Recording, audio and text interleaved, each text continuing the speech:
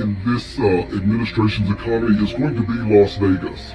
Now, Las Vegas is seeing a tremendous drop in their tourism. We're talking double-digit drops, to where Vegas had gotten real expensive, and I think a lot of people are already starting to not go there. But now, with the way things are, and they don't have the money to go, they're not going to Las Vegas.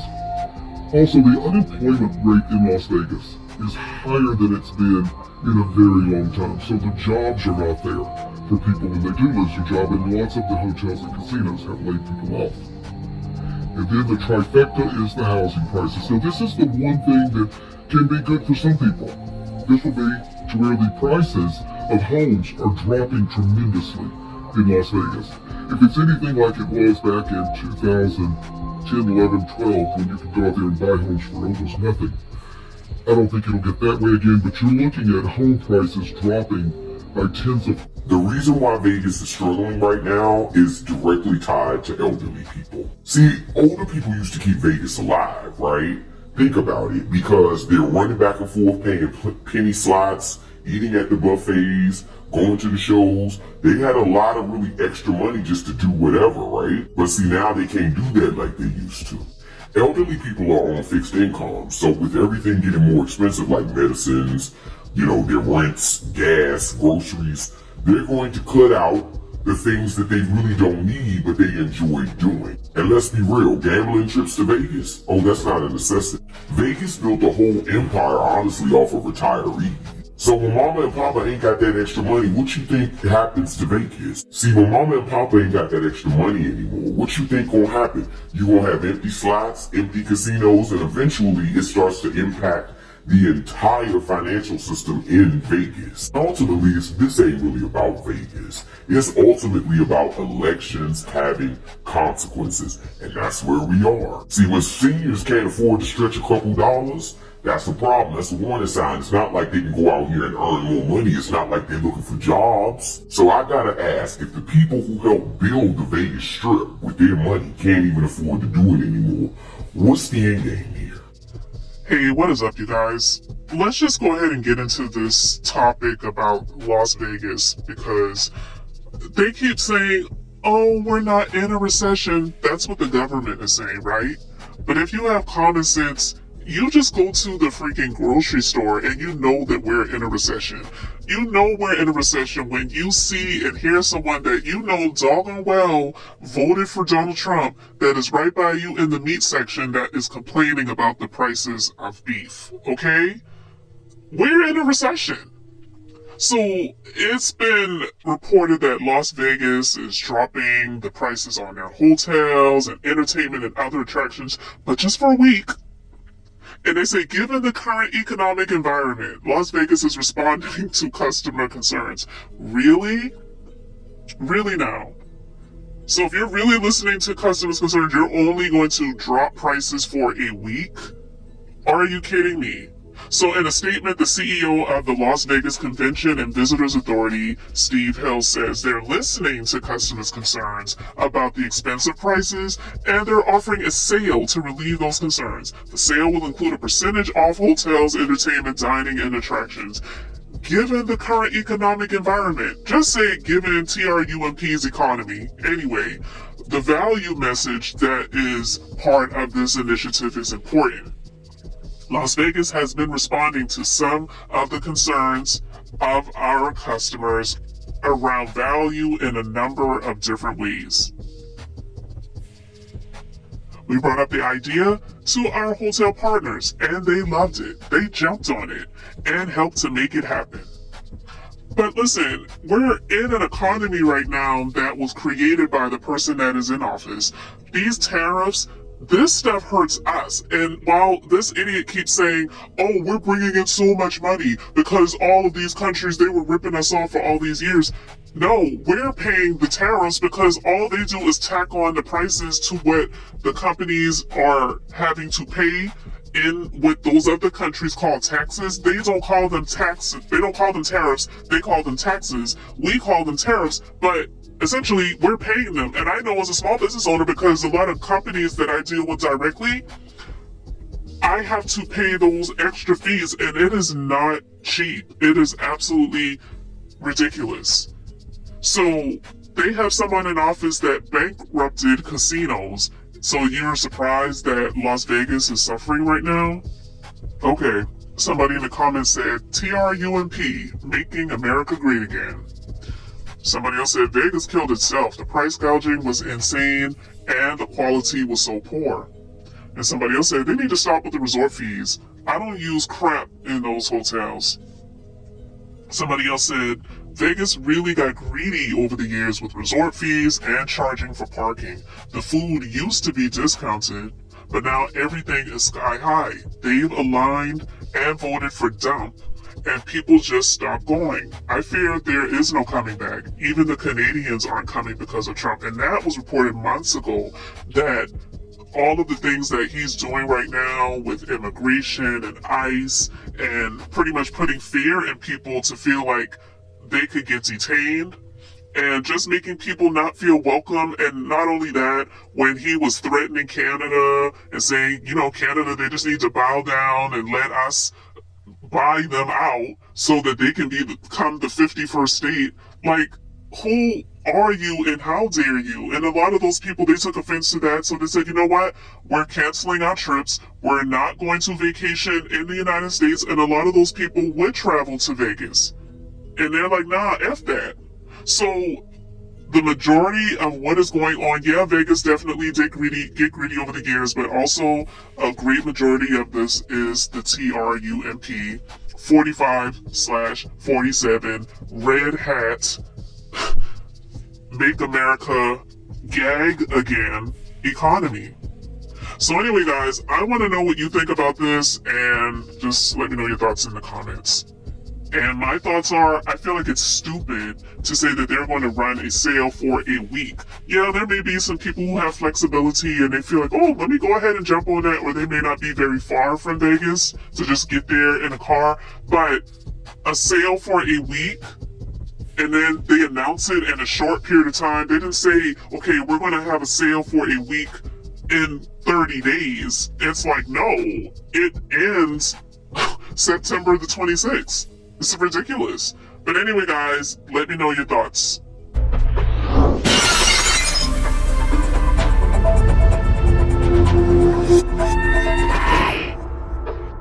Switzerland, 72% of the people in prisons are from outside of Switzerland. When your prisons are filled with so-called asylum seekers who repaid kindness, and that's what they did, they repaid kindness with crime. It's time to end the failed experiment of open borders. You have to end it now. See, I can tell you, I'm really good at this stuff. The countries are going to hell. In America, we've taken bold action to swiftly shut down uncontrolled migration. Once we started detaining and deporting everyone who crossed the border and removing illegal aliens from the United States, they simply stopped coming. They're not coming anymore. We're getting a lot of... Oh my gosh, guys. He is such an embarrassment and such a terrible, horrible representation of this country, and to go to the UN to do these speeches that he does, really doesn't care what comes out of his mouth, says the most atrocious, crazy things that has people looking at him, and they don't look at him as an individual, they look at him as America. So it just makes America, and some people have been spelling it AMERIKKKA, it makes America look absolutely nuts. And it's like, yeah, let's do what we can to kind of separate ourselves from this wacko nation, because I don't know what the hell they thought when they put that person in office. So for him to sit there, talk trash about the other countries to these leaders and say that their countries are going to hell, like I said on a number of previous occasions, this person is someone that is like the master of deflection. He had that book, The Art of the Deal. The book should have been called The Art of Deflection, because pretty much the things that he says about other people is a reflection of himself. So, yeah, the country of the United States of America is going to hell. So he's speaking about the nation that he's supposed to be leading. he can talk all the trash he wants to about all of these other nations, but they look at him and they laugh. They really see him as a colossal joke. So many people in these other countries and nations, they see him as a clown. They say, what were you all thinking when you voted for this person? And, you know, a lot of us who did not vote for that, our response is, hey, this is not the person that I chose. And they have done a whole lot of sneaky, devious things to really infringe on people's votes so that a lot of people's votes would not count, discourage people from voting, as well as, in my personal opinion, but I believe that there has been evidence out there because other people talked about this, stealing the vote. And then not to mention that horrible electoral college that should have been obliterated many years ago. You know, like, I just can't. To see this, it's very embarrassing. It honestly is a bit depressing. That's why I just can't watch stuff like this all the time, even though I talk about these things. But for me, it's more like venting. So I don't hold it in. I'm releasing it. I'm getting it out of my system. And I want to know what you guys think. So let me know your thoughts in the comments. The part of your book that has people most upset thus far, which is some of your writing about the decision around the president abandoning his re-election campaign, the timing there and how it was handled. You say in part, page 46, it's Joe and Jill's decision. We all said that like a mantra, as if we'd all been hypnotized. Was it grace or was it recklessness? In retrospect, I think it was recklessness. The stakes were simply too high. This wasn't a choice that should have been left to an individual's ego, an individual's ambition. It should have been more than a personal decision. Whose decision should that have been? How should that decision have been made? So when I write this, it's because I realize that I have and had a certain responsibility that I should have followed through on. Which is, and so when I talk about the recklessness, as much as anything, I'm talking about myself. There was so much, as we know, at stake. And as I write, you know, where my head was at the time is that it would come off as being completely self-serving. If you said to President Biden that you did not think he should run again. Yeah, or even that he should question whether it's a good idea. But I think that, you know, one of the reasons I wrote this book, Rachel, is, there are actually a number of reasons. One is, that it is unprecedented. Right, to your point of what you said in your opening, we had a president of the United States running for re-election, 3.5 months from the election, decides not to run. The sitting vice president enters the race against a former president of the United States who's been running for 10 years with 107 days to go. And it ended up being the closest presidential election in the 21st century. And there was so much about those 107 days that, for me, and this is really a behind-the-scenes look at those 107 days, was about seeing people who seemingly had nothing in common coming together by the thousands with a level of optimism and, dare I say, joy about the possibilities for America. And I hope to remind people about that light that people brought to it, and to remind people that that light is still there. And we can't let that be extinguished by an election or the individual who's in the office right now. There were huge crowds at your events, and then election night came, and it was 2016 all over again. And there's even a picture in the book that shows you and your husband when it appeared things weren't going quite the way maybe many of us had thought. What was going through your mind as the results came in? So that chapter in the book was probably one of the most difficult things that I had to reflect on and write about. In fact, Doug and I, my husband, it wasn't until I was writing that chapter that we had ever talked about election night. Oh, We had never talked about election it night. felt traumatic. It was that traumatic. We had never talked about election night. So I'm writing it and I'm thinking about it. And, you know, and there were a number of people who I could kind of like, what was your, you know, like the different perspectives of a moment. And that's when Doug told me that he had been out campaigning with my brother-in-law in Pennsylvania, and we met back up in DC. And I remember him being a little out of sorts, but there was so much happening. But on his way back from a rally where there was an incredible amount of enthusiasm, people on the ground were like, we got it, we're going to do this. And then they talked with a mutual friend of ours who was over at Fox News in the war room, who had been hearing about data that suggested things were not looking great in Pennsylvania. And the way I write about it, I mean, my poor husband, so he didn't want to put that on me. He went upstairs and he basically went in the shower and prayed that it was not going to be a bad night. And it was, you know, my family was there, everybody was there. I've always on election night done family and friends and dinner. But that night, I grieved in a way that I have not since my mother died. And the pain was, it was not at all about losing a race. I knew what it was going to mean for the country. I was going to say for the family. And that's how I felt for the country. I knew what it was going to mean, but I knew.